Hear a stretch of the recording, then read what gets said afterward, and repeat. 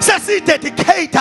So besithi wathi uSolomoni, uma kuvela isifo, uma kuvela inhlupheko, uma kuvela isifo, siyakuma phambi kwalendlu. Lendlu wakusiyone yabo ngekaNkulunkulu.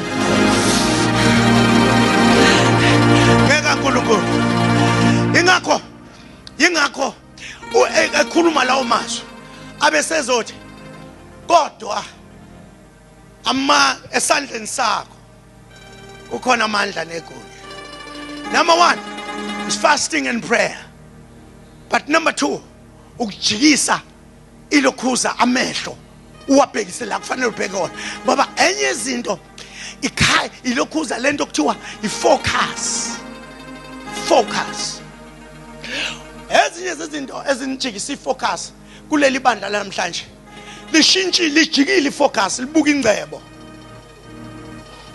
Yabona masihlangana njengabafundisi manje asakhuluma ukuthi basindiswe nabantu. Sesibuzana ukuthi kambe usudlalaphi?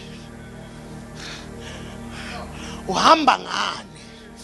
Sekubuye manje izinto eziphathwayo ziphakathi kwethu.